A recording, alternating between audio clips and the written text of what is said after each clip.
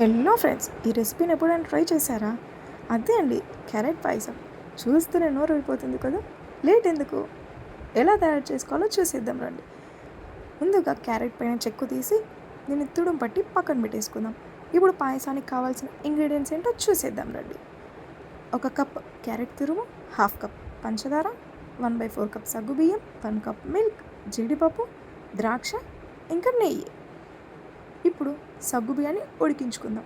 ఇది ఉడికేలోపు పక్కన బాండీలు పెట్టి అందులో నెయ్యి వేసి బాగా కాగాక జీడిపప్పు, ద్రాక్ష వేసి గోల్డెన్ కలర్లో వచ్చేంత వరకు ఫ్రై చేసేయాలి. తర్వాత పక్కకు తీసి అదే బాండీల్లో మనం తుడిం పెట్టుకున్న క్యారెట్ని వేసి ఇది కూడా గోల్డెన్ కలర్లో వచ్చేంత వరకు ఫ్రై చేసేసుకోవాలి.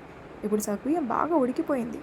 ఆ తర్వాత మనం ఫ్రై చేసుకున్న క్యారెట్లోకి కాచిన పాలు, ఉడికించుకున్న సగ్గుబియ్యం వేసి బాగా కలపాలి.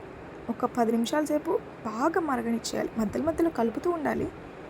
ఆ తర్వాత పంచదార యాడ్ చేసి ఒక 15 నిమిషాల సేపు బాగా మధ్యలో మధ్యలో కలుపుతూ ఉడికించుకోవాలి. ఫైనల్గా జీడిపప్పు, ద్రాక్ష వేసి ఒక 5 నిమిషాల సేపు ఉడికించుకొని సర్వ్ చేసుకుంటే